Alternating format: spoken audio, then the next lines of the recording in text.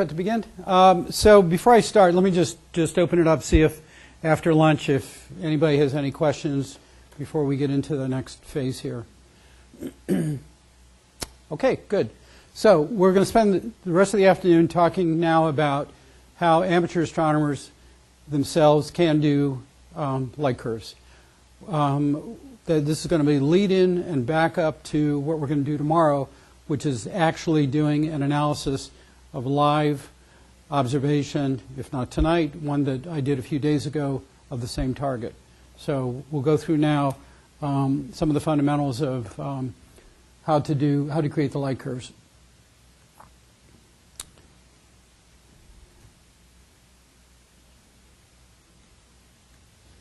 And I guess I will do this manually, if not a second. Well, I'll do it manually. Okay. So the first thing, I talked before about these comparison stars. Because the question would be, why not just look at the light of the star and just look at its change in depth, right? Well, the problem, of course, is that with thin clouds, some of which we can't see, the light of that star is going to vary because of that. So what we need are comparison stars, that say stars in the same field of view that are themselves not variable, and we'll see in a minute how to figure that out, that will rise and fall in brightness with the target star unless a planet goes in front of the target star, in which case it will drop and the others don't. So the whole thing about what we're doing with these transit light curves is it's all relative. It's all relative changes in flux relative between the target star and the comp stars that ideally are in the same field of view, and again, that's to distinguish any high cirrus clouds. If somebody has a AA battery, I think that's the only issue here. How many do you need? One. Uno. Thank you. Oh, I'm sorry, I need a AAA. That's harder. I have one. I'll have one. AAA. Thank you. Because I've got one of those devices too, and Yep. I take the battery out so I don't ever lose Yep. it. So while you're switching batteries, so is the assertion that in order to do this type of astronomy, you must have operation? Yes, the question is, to do this sort of light curve transit analysis, you must have comparison stars. Absolutely. One, One should do it. Let's see if that does it. Thank you much. if not, you can borrow mine. Thank you. Okay. All right, I think we're in business. Thank you. Well, we're going to talk about that. You guys are just like always one step ahead of me. Same magnitude, the same spectral type is the answer. So the way we do this is, and those of you who are familiar with photometry know this, something called aperture photometry, which is measuring the brightness of each star, the target star and the comparison stars, and then somehow compensating for background sky glow. If you remember that very early picture I had with all those photons coming down, we had them from the star and we had them from the sky, and they all kind of get mixed together. So somehow we've got to separate out that background sky glow contribution from the star itself. And that's, we'll see in a minute how that's done with aperture photometry. So aperture photometry applies to each star. Then differential photometry is saying, okay, I've got the brightness for this star, the target star, and I've got the brightness for all these comparison stars. Now let me see what the difference is. So the first step is doing the aperture, getting the brightness of each. Then differential is, what's the difference? So a data point on the curve, those light curves you've now seen with those little red data points, each of those data points is the relative change in flux between the target star and the comparison stars. Let me just put up the formula that represents. So the relative flux of, let's say, target star T1 is the, and I'm going to shorthand call it the counts of the target star over the total counts of the comparison stars. That's the key formula. So it's what those points represent is this number. So if there's a high cloud going over, all the counts are going to go down proportionally, presumably the same way. All the counts are going to go up. If there's a planet going around the target star, this is going to go down. These aren't. So there'll be a change in the relative difference. So this is what differential photometry is taking comparison stars and comparing the counts of the target relative to that. Now, there's one other key here. When I say counts, what we're talking about here are really the difference between what we call the source. Namely, if this is the star and I've got background around it, and if I'm just looking at the light here without any compensation, the light I'm actually measuring is the star itself plus the background. So what I need to do is to take out all of the sky background stuff. So the counts here are really the source minus sky counts, and we'll see in a minute how to do that. So what I've got to do is to take the counts I'm seeing here in the middle and subtract off the contribution from the sky. And that's what we're going to see in a minute. So when I say counts here for both of them, I'm really talking about the difference between what I originally see minus the contribution of the sky. So I get more a true value of what the contribution is to the star itself. Is there any questions about that?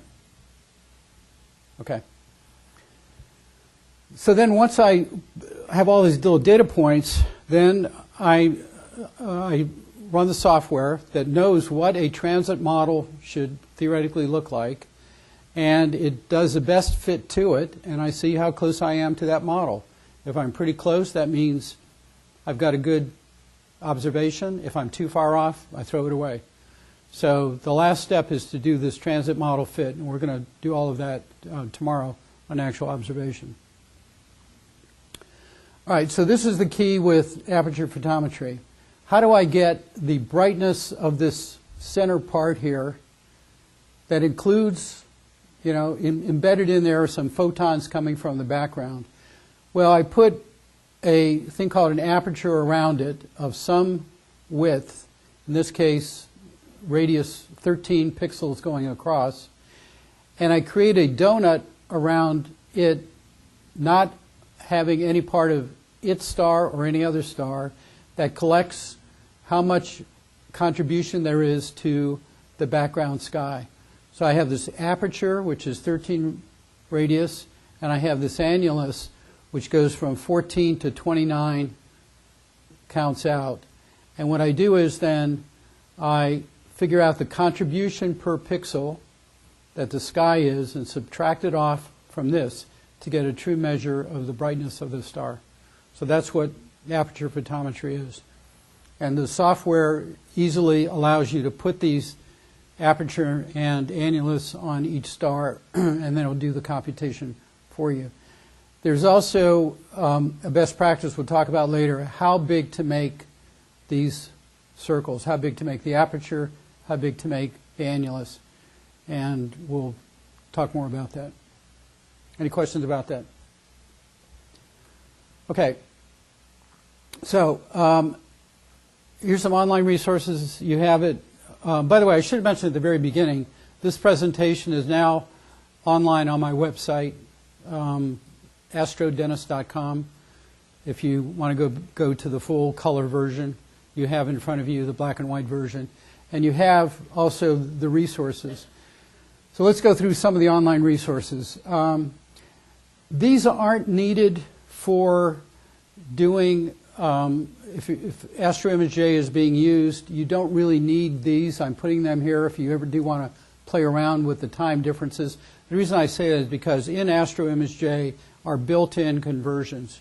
But if you wanted to, like I did for that little slide I had earlier this morning, if you want to go to these sites and put in your local time, you'll get a Julian date. And if you put in the Julian date here, plus the location of the star, plus your location, you get the BJD date. So, if you ever want to just sort of play around and see what the differences are, you can do that. But again, these conversions are built into the software. You don't need to do this separately. Now, the other online resource is how do you know when a exoplanet transit is going to take place? How do you know when the predicted time is? Like, how did I know that tonight we ought to be out there at 7:30 because the transit's probably going to take place at 8:30 or whatever? Well, there's a couple of online places to go to do that. One of them is NASA's Exoplanet Archive, and you'll see the URL here. And what you do is you put in the observation window that you want. You can put in down here the name of the planet you want, or you can leave it empty and see all the planets in that observation window. And you put in your location. So this location, presumably I got this correct, is TDS. Is lat long for TDS.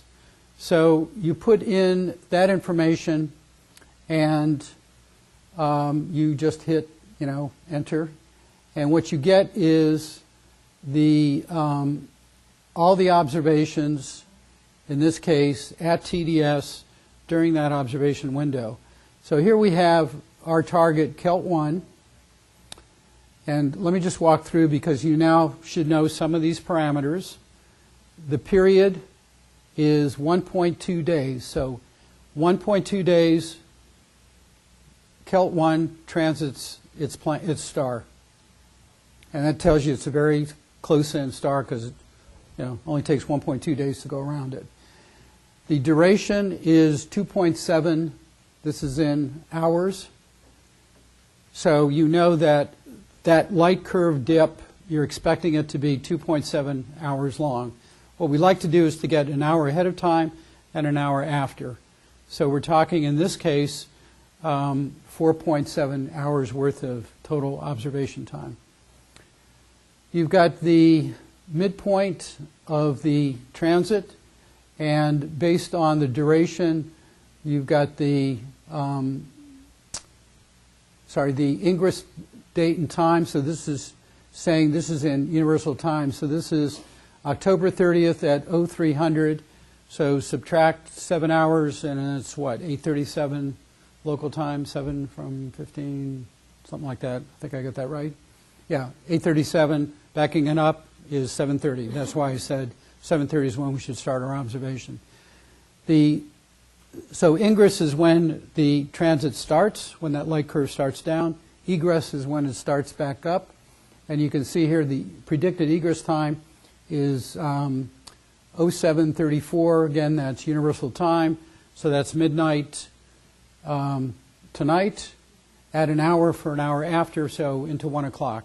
So that tells you that you should plan for an observation from 7:30, an hour before ingress, to 1 o'clock, an hour after egress. Okay, so exoplanet data, this NASA site gives you that information. Now, the other thing you could do at this site, if you click on the planet, is you get to this page, which gives you more information about the different orbital properties. For example, you see here semi-major axis. So based on the discovery paper, Sivard et al. 2012, they predicted that the semi-major axis was 0.02. The inclination was 87.8 degrees. So it's not like directly edge on to us, but tilted a little bit. Eccentricity, somebody was talking about the eccentricity. This is like, 0.0099. I think those are probably the relevant ones here. So the other thing on this page you can get, continuing down, are the depth and duration, expected midpoint. Those are probably the kind of relevant ones there. You can see this is in percentage, this depth here, 0.6%, which would mean a 0.06 sort of difference in magnitude. Yes, question? I didn't see anything on the RA index or the azimuth and elevation. Is that Yeah, I cut that off here. You would see, if I expanded this, it would give you the RA in dec of the planet also. I just kind of, I just for sake of getting it on the slide here, just had these columns. But you can go up here. It's hidden here, but you can, well, here, you can expand it. See right here, RA and dec? You can select those, and they'll pop up as a separate column. Okay? Yes? So in exploiting the website, can we as aspiring computers utilize the website to find out where we can be of service, or is this website indicative of what we shouldn't bother with them, or concerning that? Okay, so the question is, where can we find out if we can be of any service to helping refine like ephemeris and that sort of thing? Not this website. In fact, I tried to see what we could do to help refine. NASA's website only accepts really professionally, refereed sort of discoveries. So not for amateurs, but there is another website we'll get to in a minute that is possible. Well, I'm not suggesting that we Oh. add information Oh, directly sorry. to the site, but simply, could we use the website as an appropriate use of the website to say, okay, well, here's where transits have already been determined. Is this, as an amateur, something that we should capture amateur data on to collect more information about? Okay, so is your question where can we go to find out where amateurs can be most helpful? In general. Yeah.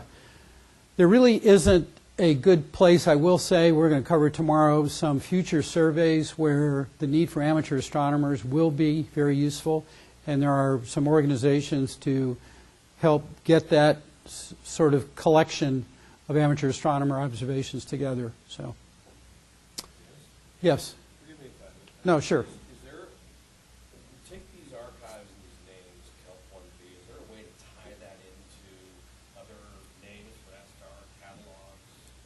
Yes. So on the next slide, when you click on this, you see up there aliases. I want to help you lead that. That's okay. Okay.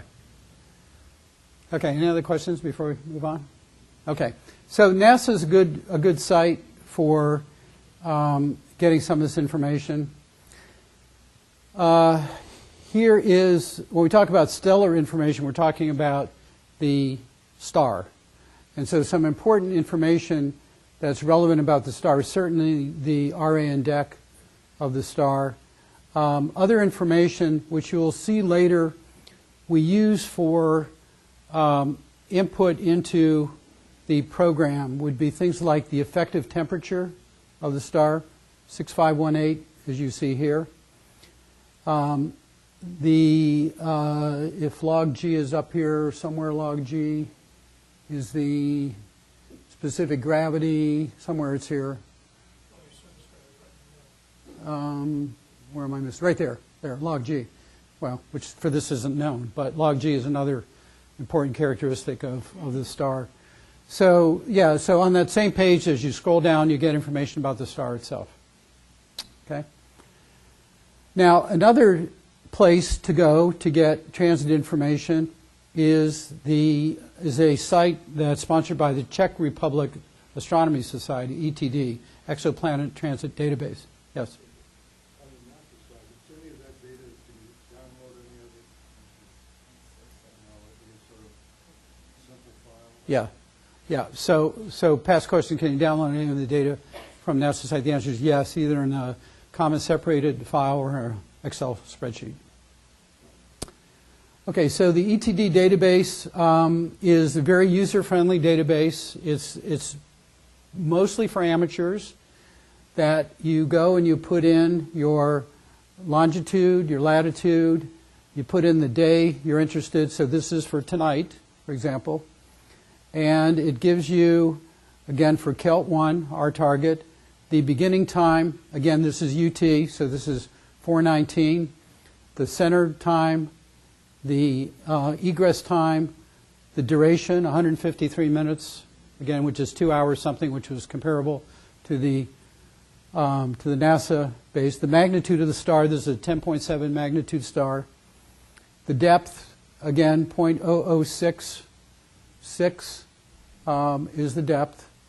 And again, a little bit user-friendly than the NASA site. So if you want to know on any particular night what's out there I can see, go to this site, put your lat long in, click it, you'll see all the objects, and every night there's transits happening. If you're just interested in trying some, I would suggest first look at, if the time you want to stay up awake isn't a factor, look at the depth and the magnitude of the star. So, for example, stars whose depth are really small are going to be much harder to get. So here we have Kelt at 0.0066 versus WASP-3, which is 0.0, is that a 1 or 8, whatever. So much bigger depth with WASP, right? So it's going to be easier to find. So I would say once you get into it, first start with transits that have larger depths and where the magnitude of the star is pretty reasonable. And, again, this is a function of how late you want to stay up as far as the time duration. Yes? You said earlier what depth we could expect to achieve with a classic scope. Is that 0.006? Right. I have an 11-inch, and you'll see my observation with Kelt 1, I'm able to reasonably get 0.006 in light-polluted Annapolis.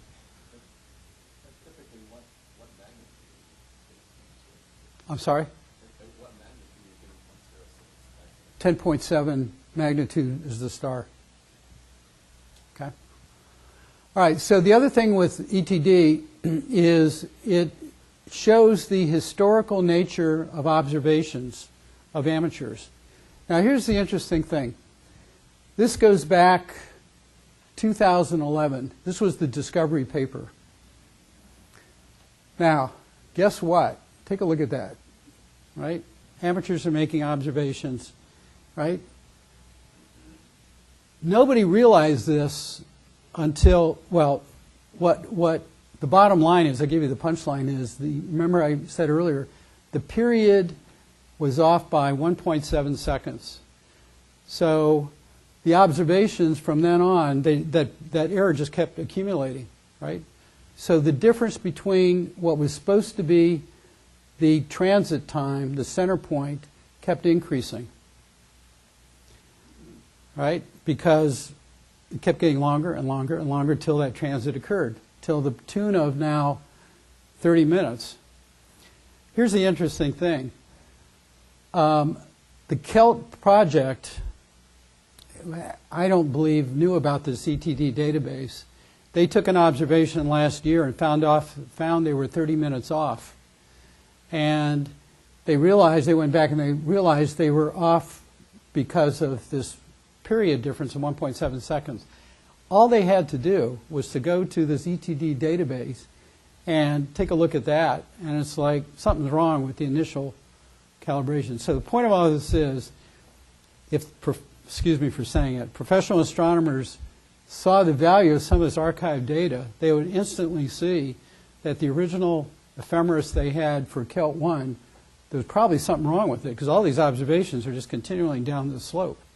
In fact, my observation is like right where it should be, down here, 30 minutes off from the original. So, example of what amateur astronomers could do to help long-term with a lot of observations of a given target, which professionals can't do because you can't commit a professional observatory to doing these observations. So ETD database, I believe, is underrated for the value it has in historically looking at some of these transits and some of these variations that you're seeing here. Okay. So the other thing of the ETD is you can just put in your lat long and Kelt, and for example, and you can see all the observations for the next 2 years. The black indicates that they are observable at your location, and so here's our little observation down here for tonight. So that's the other neat thing about the ETD database. The third resource is the exoplanets.org.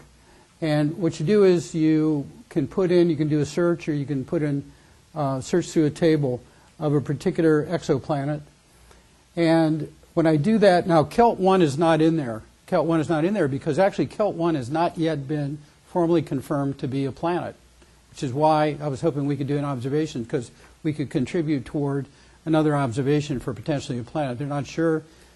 If you look at the discovery paper, it calls it an object. It doesn't call it a planet, rightfully, because it hasn't really truly been confirmed.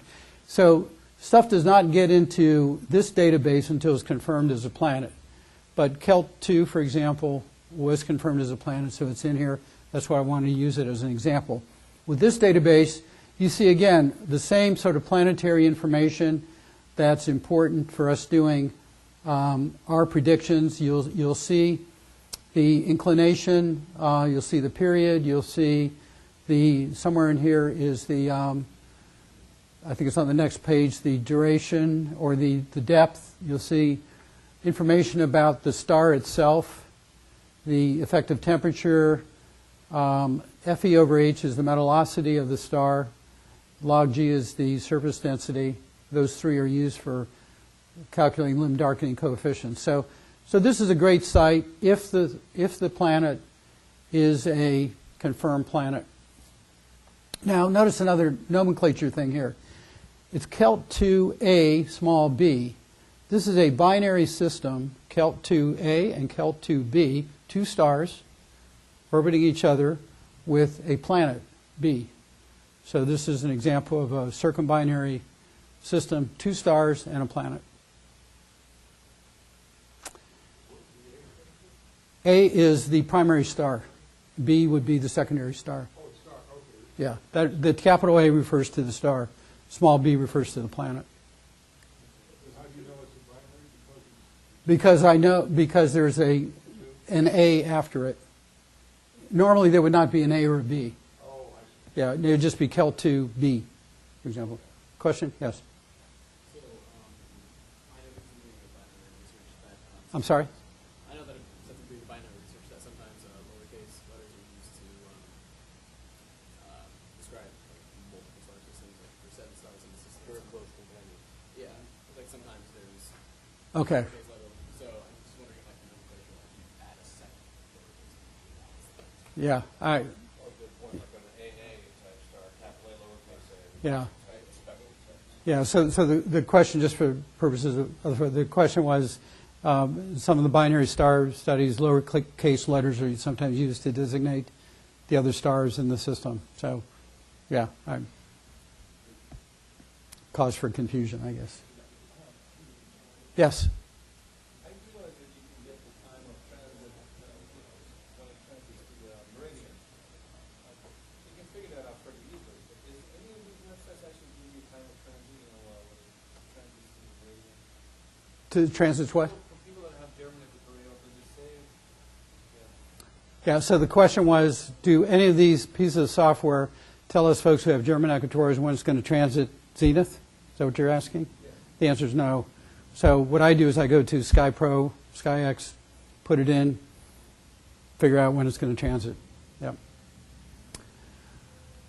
Okay, so here's an interesting thing. Let's go back, and I would advise you that when you're doing an exoplanet observation, go back to the discovery paper, because you find some really interesting things. By discovery paper, we mean the original paper that described the discovery of the planet. So this is the discovery paper of Kelt 1, our famous target. And you'll see in this discovery paper some of the same stellar parameters, M star, R star, L star, and so on. And some of the planetary parameters down here. So you take a look at period 1.2157514. Okay, that was the original period that every observation prediction after that was based on, which caused that slope going down because that was off by 1.7 seconds, we now realize. Okay? Now, the other thing to notice, if it's here, let me see if I can find it, is the TC number. I don't know if it's here. Let me just see what's on the next one. Yeah, here. TC. Notice that they correctly qualified it BJD TDB. Okay? So we know that that value here is BJD TDB time.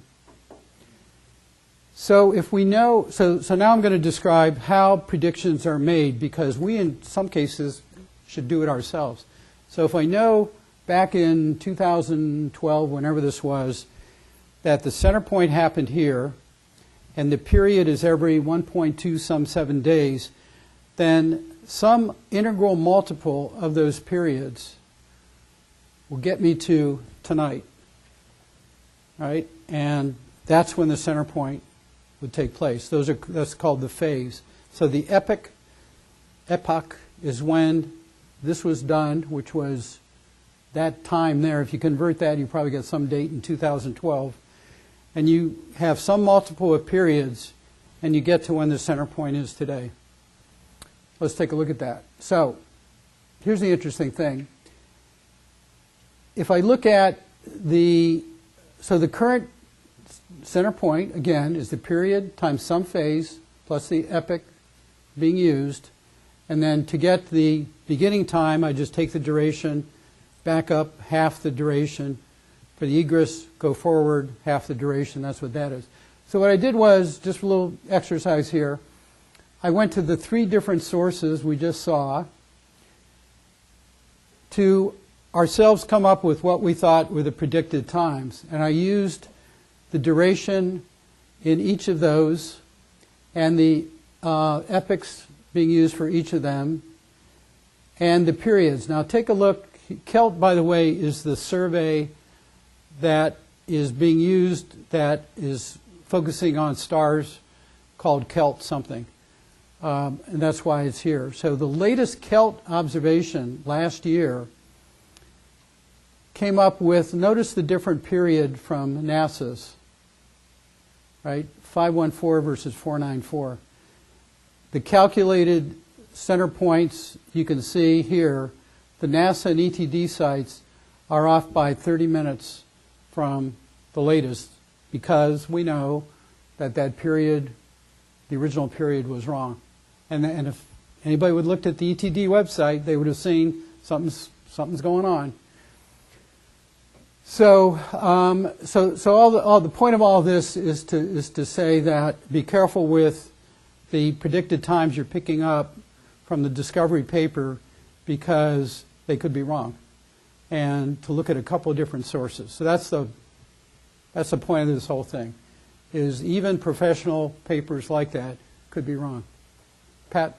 The duration for ETG. Yeah, the duration is off by, for ETD is off by 11 minutes. I know. I noticed that. Yeah. Yeah. Yes. So when you see deviations like this in the literature, isn't that an invitation to jump on board? Absolutely. Absolutely. That's why I was hoping we could do a KELT observation tonight and submit it as further refining the ephemeris. Absolutely. Yep. In fact, here's an interesting, it just occurred to me, interesting exercise for anybody, students or anybody who's interested, is go to the ETD website, look for graphs that look like that haven't been reported as deviations. You could, publish a good scientific paper on the fact you've discovered there was an error in the original period because there's a lot of data in there nobody's looking at, I'm afraid. Any other questions? Okay. Actually, Yeah.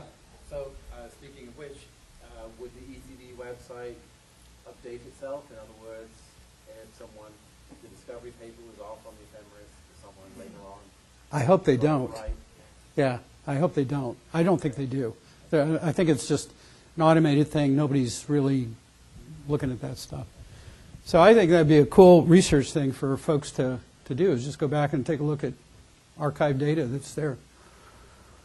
Okay, so that's, here's the other thing that was kind of weird, is the NASA itself, when I did the expected times of what they should be, if you go back to that NASA page, it was like different. And I thought, what the heck is that all about? Well, you look at the fine print in the NASA page, and it says that what they include in their published predictions include uncertainties. And so the uncertainty, just based on any measurement, has an uncertainty. So they're more conservative, I guess is the word. So their times even are different from what one would get using their very own data and extrapolating out what the ingress and egress time should be. Okay? Any questions? Okay. All right, so limb darkening. I mentioned before that if a planet is, as it's transiting across, and it's, let's say, right here on the star, the light from the star is now cutting through a lot more atmosphere of the star. So one has to sort of take that into consideration in doing the light curve modeling. The amount of consideration is a function of the filter being used, the effective temperature of the star, the metallosity of the star, which is the ratio of iron to hydrogen, and the surface gravity. So these factors go into coming up with two numbers called limb darkening coefficients, and those are what are used to plug into Astro ImageJ to help it better model that transit. So that's how the limb darkening effect is put into the model, is you get these numbers from various sources like I showed, like NASA or otherwise, and plug them into, there's a website you can go to which will come up with what the limb darkening coefficients are. You plug those into Astro ImageJ, and we're going to do that tomorrow. So I just want to mention that. Okay? And in fact, this is the website. So you plug in, so if the planet is already known in that exoplanets.org database, you just put the planet name in, you put the filter, you hit query, and it'll pop out the limb darkening coefficients. If it's not in that database, then you plug in the temperature, metallosity, and surface gravity, and then it will do it. So, so this is the site to go to get those. Well, this is what I showed earlier, right? Off by 1.7 seconds. That's the effect. Okay, let me stop there before I get into the next area here and see if there's any questions anybody has. Okay, so now let's go through, what I've done is broken up an exoplanet observation into 4 phases, very much like deep sky imaging. Right, you sort of kind of get your act together as far as what you're going to see.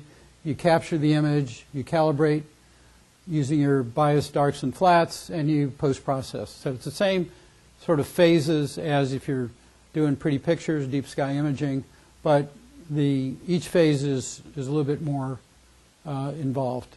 So let's go through each of them. The very first thing, however, is putting together a worksheet. And let me hand out, if I can find it, I made everybody a copy of a worksheet. We're going to spend a few minutes on this because I think it's really, this is probably one of the most valuable parts of doing a exoplanet observation really efficiently. And if I could get some help, maybe just passing these out. I'll just give them to you guys. He's got, maybe you can split them. Oh, no, not these. Those, Bob has them all there. Sorry. I just want to kind of walk through, after everybody has a copy of these worksheets, kind of walk through them. This is one I put together. I use it all the time. Anytime I do a analysis for anybody else, I fill it out. It's a little tedious, but it is makes life a heck of a lot easier in doing the actual exoplanet observation. This spreadsheet, by the way, you can download it again from my website if you want to, get a hard copy of it. So it's just a regular Excel spreadsheet. What you see is the first item, and you have it in front of you. You're not going to see it on the screen here, so I'm going to walk through it on the screen. What you see is entering the RA index of the object, the period, and again, you get these from the various sources I indicated, the radius of the star, effective temperature, and the magnitude of the star. So you enter all that in from the various sources I described earlier. That green thing that suggested range of comp stars, what the spreadsheet will automatically do is compute for you what the magnitude should be, and the rule of thumb is it should be between minus 0.44 magnitude and 0.75 magnitude. That represents a swing in flux of, I forget how many percentages. That's why the magnitude thing is kind of screwed up there, but that's what that's all about. So once you put in V magnitude, all of a sudden that green thing changes to a range like maybe 10.1 to 11.5. And that's then the ideal range of magnitudes for comp stars. I think it was Pat who asked, when you select the comp stars, should you worry about the magnitude? The answer is yes. This gives you guidance on what that should be. You put in the date of the observation. Then you put in the predicted ingress and egress times, either in heliocentric Julian date or barycentric Julian date, depending on the best you can get from the discovery paper or online. The green thing will then predict for you what the midpoint should be. Then you'll later come back to this and put in the midpoint that you observed, and it will calculate the difference in minutes. And I will tell you that probably for amateur astronomers doing this, we're within, less than 4 minutes predicted, or even better. I mean, usually we're less than a minute. So you should expect that approximate difference to be on the order of just very, very small number of minutes if you did a good observation. The egress time has to depend on the inclination of quite a bit, right? Well, you don't worry about that. You just go to the predicted time. Also, These are predicted ingress and egress times. Yeah, you just put those in. So all of this is before you do any observations. You put in your latitude, your longitude, your altitude being in meters. You put in your aperture, your focal length. And those are needed to compute later things like image scale.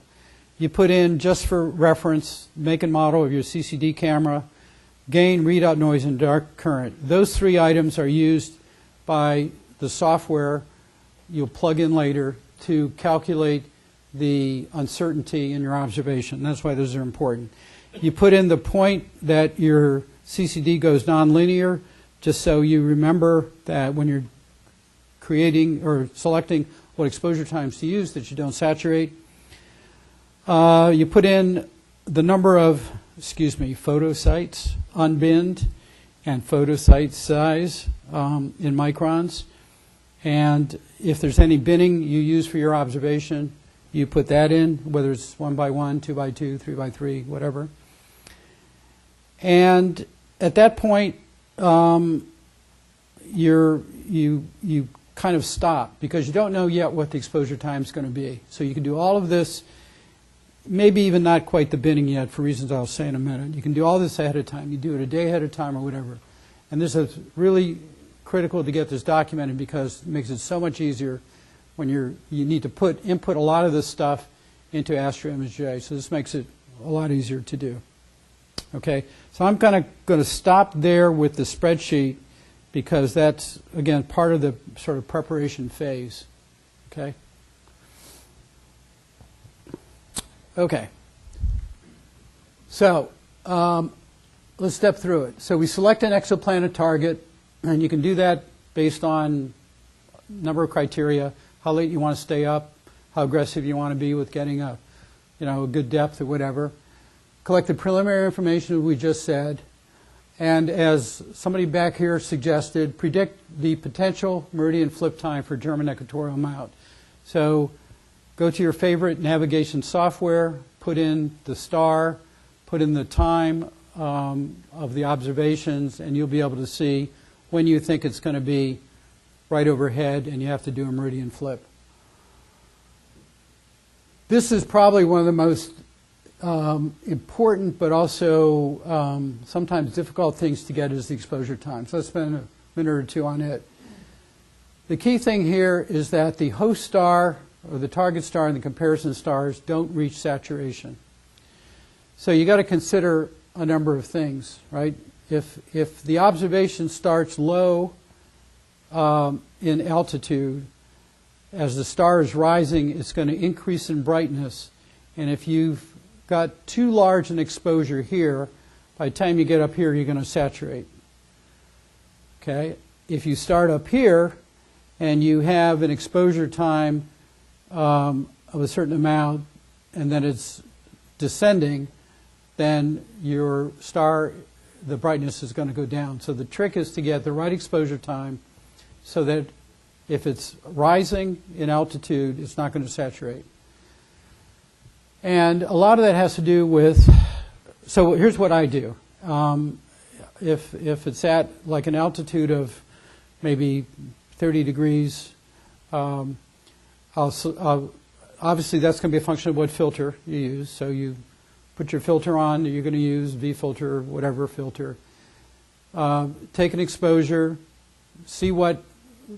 use your favorite capture software to see what the maximum ADU count is for that star.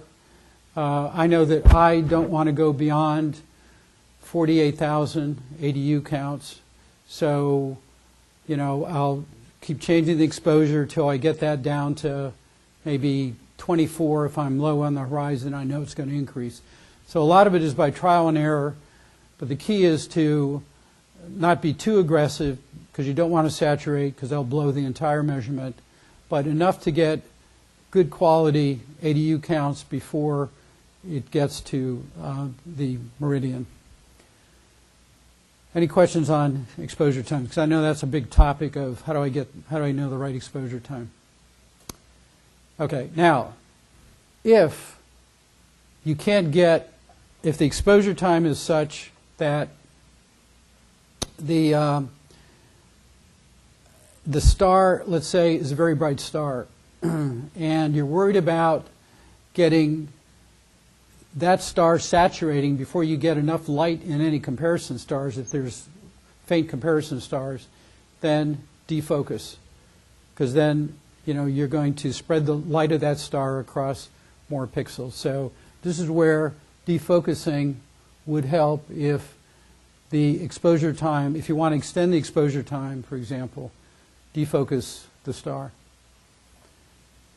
Okay, the other thing I do ahead of time is to set up various directories. I set up generally these directories, an analysis directory, bias, dark, flat, and science image directory. And I do that so that when I do my observation, I can put into each of those buckets the right images, and I kind of keep them separated. I obviously let the CCD camera acclimate to the outside temperature. Flat files. This is like a religion that has a lot of debate on how to do flat files. So we're going to spend a little bit more time on this, but let me just say that how many of you have ever tried doing twilight flats? Right. Pain in the you-know-what, isn't it? Especially trying to get it just right before the sky turns, and especially if you're doing multiple filters and blah, blah, blah, right? So I started that way too. I did the old, T-shirt on a thing and put it up there to diffuse the light, and still trying to get it. You're sitting there trying to get the right exposure time, trying to get the right ADU counts before you miss it. What I've gone to is an electroluminescence panel, which is put it on top of the telescope.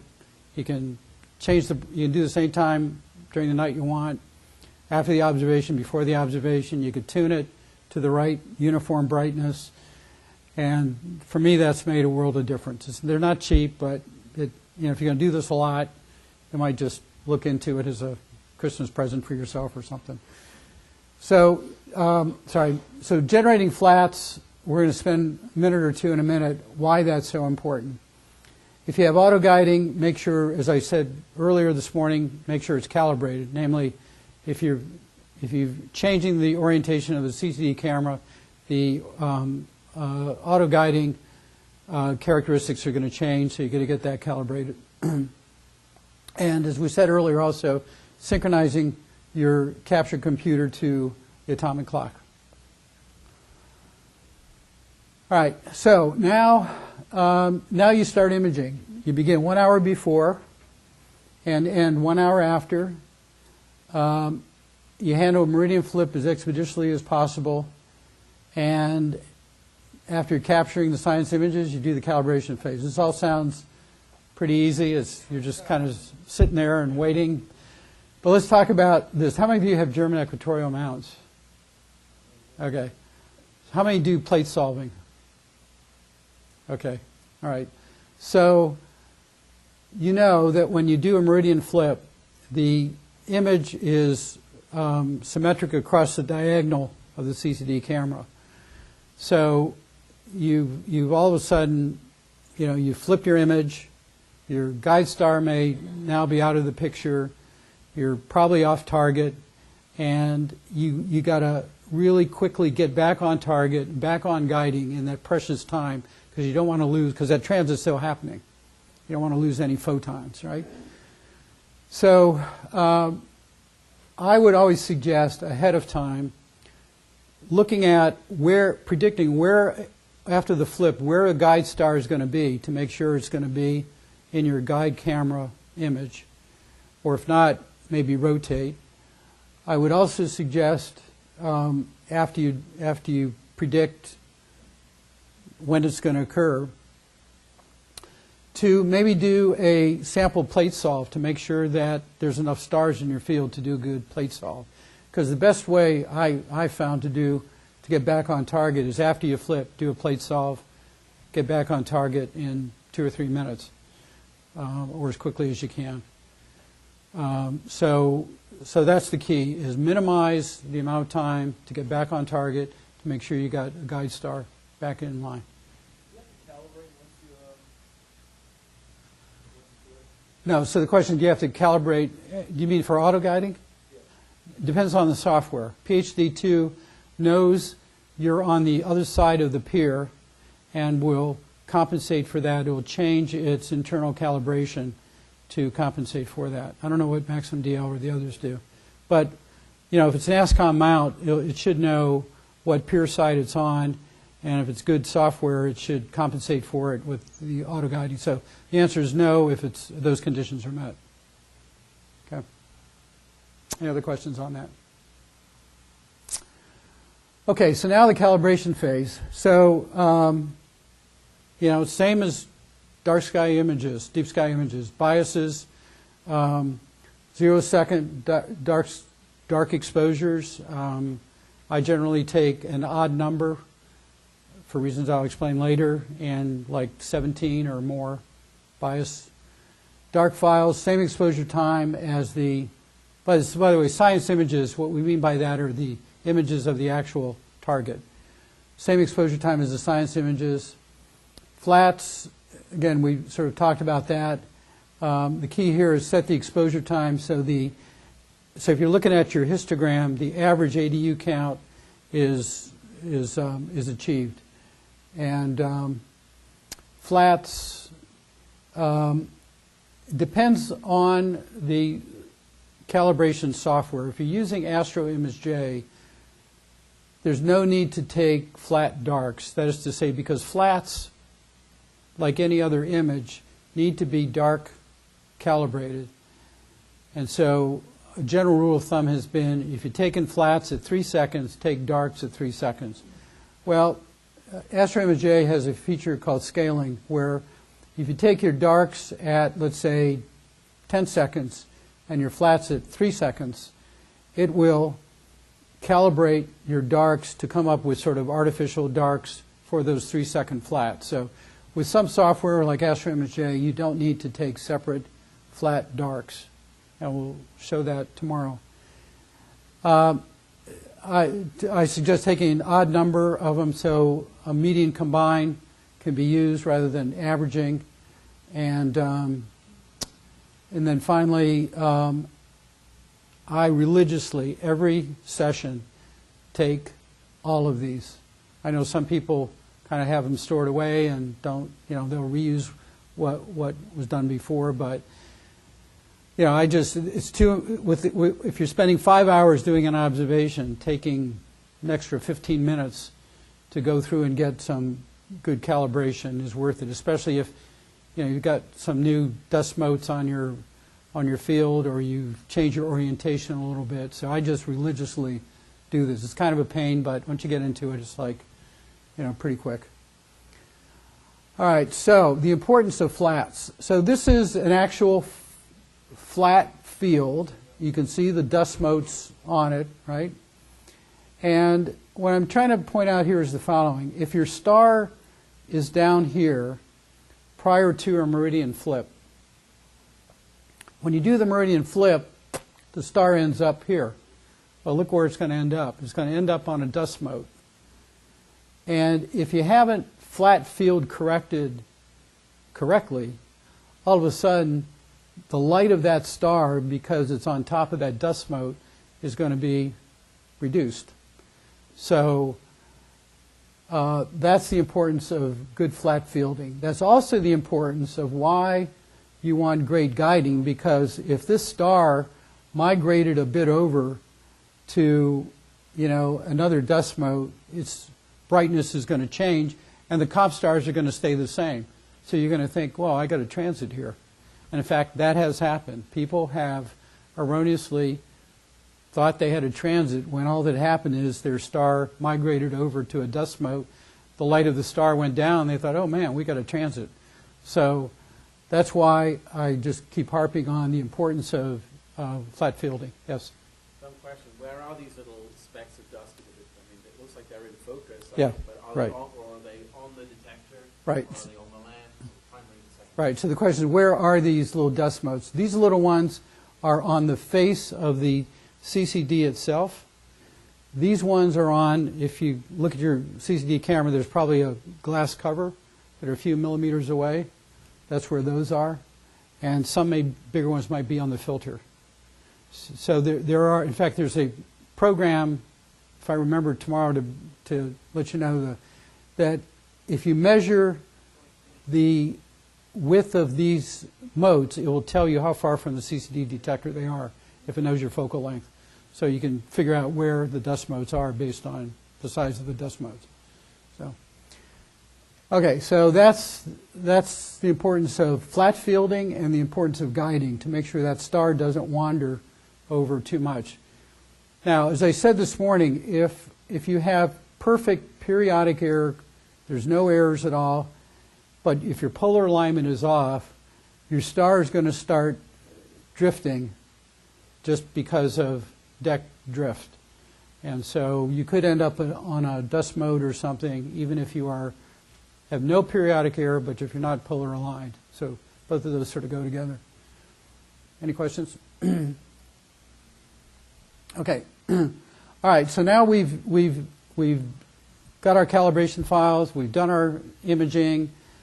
We've calibrated our files. And we're going to go all this through tomorrow in more detail. now we process. So we use Astro Image J, I've said that many times, it's freeware to conduct the phase. It'll take care of calibration. The other thing it does, as we talked about this morning, is it will calculate for you the BGD TDB times. Right? So how does it do that? Well, depending on your image capture software, if your image capture software puts into the FITS header, does everybody know what FITS header is? So at the beginning of every image, there's a set of keywords called FITS headers that describe characteristics about that image. And the image capture software will often put in, it will certainly put in things like the exposure time and binning and that sort of thing. It might also put in, hopefully, your location, if you put that in correctly into the image capture software. And it will compute, perhaps, air mass for you. Okay? So there are certain keywords in the FITS header that describe that it does not put in BJD TDB time. It will put in the time of your observation, typically in local time, typically the midpoint of the exposure is sort of the standard it should do. Anyway, so FITS headers need to be updated with some of this other stuff we need. So what Astro Image J will do as part of this calibration phase is, what it will do for you is, if you don't have air mass in it, it will put in your FITS header air mass, and it will compute for you BJD TDB times. And we'll show that how that works tomorrow. Okay, so now you've got your images calibrated, you've got your FITS headers updated, and now you're ready to do the differential photometry, as we talked about before, with putting the apertures on the stars and the comparison stars. Then the next step is Astro Image J goes through and does the model fit. So that's the whole process. Those are the various steps involved in coming up then with a transit model. And again, we'll go through this tomorrow in more detail. To do the actual model, you need to enter in 3 things into Astro Image J. And again, we got this from those websites I showed you before.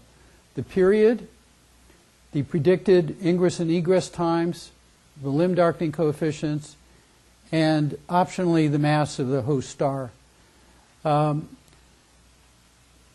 After the fit is done, there may be some compensation we need to take care of for air mass and some other things. These are called detrending, and those would be entered in, and we're going to go through tomorrow how to do that. And the other thing is the plots that come out that you saw those curves before, the blue curves and the red curves and so on. There's a function in Astro Image J to adjust those. And the other part of the process is now to go through and deselect some of the comparison stars, because some of the comparison stars may be a problem for you. They could be, some may be variable, in which case you're going to see not only the host star causing a transit, but you may see a dip in the light of one of the comparison stars, which you want to deselect because you want any variable stars there. So there's a step we go through to deselect these, and we'll show some examples of that. So that's how one then completes the model fit. And we'll go through the details. Any questions, generally speaking? Yes? Does Astro Image J use ensemble photography? Yeah, so the question is, does Astro Image J use ensemble comparison stars? Yeah, so just in terms of the meaning, ensemble stars is a term used for multiple comparison stars in the case of doing differential photometry. Yes, it uses comparison stars, and according to this formula, takes the counts of all the comparison stars relative to the counts of the target star and creates the flux of the target star. Okay. So this is a model fit, an observation I did of WASP-12. This was a V filter 45-second exposure, so much longer than the exposures I've talked about before. The blue curve, again, is sort of the kind of raw data points. Let me come back to the red ones in a minute. What you see down here is the blue line is the theoretical air mass.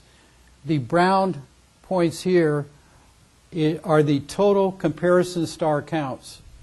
And you see how it tracks the air mass pretty well. That tells me that there was no passing clouds, because if there was, I would see a dip here in it. By the way, just as a little anecdote, so I probably, on this Hubble thing, looked at like hundreds of observations people have submitted to me. There have been probably about 2 or 3 cases where all of a sudden, I'm looking at this curve. This is why I like to do this curve. Look at this curve. All of a sudden, there's this big, deep, deep dip, and then back up again. And I'm thinking, what the heck could that be? Because, you know, a cloud is generally, when I see a cloud, it kind of this gradual sort of dip and then back up again. So it's a really steep dip. Well, in one case, it was a telephone pole. And in another case, the fellow had not quite turned the edge of the observatory dome enough, so it was hitting the edge of the observatory. So, in fact, it was funny because he was saying, I don't know what that is. And I said, do you have any obstruction in your line of sight? And he thought about it. He said, oh my gosh, yeah, I had that observatory that was malfunctioning. So, yeah. So anyways, you get a lot out of just that curve there. So what I do is I first do this curve just to see what it looks like in terms of what the general observation was. Then I'll just plot the comparison star curves just to see, make sure I don't have any bad comparison stars. So you can see here, these all look like they're, you know, there's no dips in them, so those are nice, good, solid comparison stars. Then I'll do the model fit, and as you see here, this is a pretty good model fit. The dark red again is the model that the software put through the data. The difference between each data point and that line is what you see here. So this is the error around the data points and the model fit. Let me just come back here. So up at the top here, and I don't expect you to see this, but up at the top are the outputs of the model having to do with the ratio of the RP to R star, namely the ratio of the planet to the ratio of the star, A over R star, and the inclination. And there's another page of the model that shows all that. So this is what the model puts out. You have to, probably the biggest, honestly, the biggest problem with Astro MSJ is just getting these plots kind of nice, pretty looking, but it does all the great work for you. And again, it's all in one. Do calibration all the way through to model fitting. Yes? You could increase reduce the noise and sacrifice the time resolution by combining images and then going through this fitting process. Is there any advantage to that? Yes. In fact, the question was, can you reduce the noise by combining the images? In fact, again, you guys are just like, you're a day ahead of me, actually, because for KELT, what we're going to see is we need to combine some of the data points to do just that, probably about by a factor of 2 or even 4. So the answer is yes. Yeah, I haven't had to do it much. This is not at all combined, but you're correct, to essentially average out any of the noise. Any other questions here? Okay. At the beginning of this morning, remember I talked about those weird sorts of things that were disintegrating around a star, that they were kind of planetesimals or asteroids. We weren't sure what they were. This is using Astro ImageJ for this WD-1145. This was it was actually a Kepler target that a fellow from MIT, by looking at the light curve, saw a weird kind of light curve. So he asked an advanced amateur astronomer, Mario Mata, from Gloucester, Mass., who's got a 42-inch scope, to do some ground-based observing of it. So I was helping Mario with the analysis using Astro Image J. So this was Mario's light curve of WD1145 between the predicted egress and ingress. And you see that funny looking light curve. And that is precisely what the researcher from MIT was interested in knowing, because it confirmed that something's really going weird with that star and with that object, whatever it is. So what Mario did then was to take observations successive days after that. So this is the observation that I just showed you, March 30th. Let me just kind of page through now, successive, about every 5 or 6 days. So this is April 6th, April 12th, April 15th, and you can see how things are just sort of like getting all the way kind of strung out. And that's April 17th. So the point here is that amateur astronomers can help professional researchers even with things like disintegrating planetesimals or objects like this one. Okay, well, we're not doing, I don't know, what did we determine about, let's take a break, and let's take a break and see what's going to happen tonight before we even talk about it. So why don't we take a 10-minute break, okay?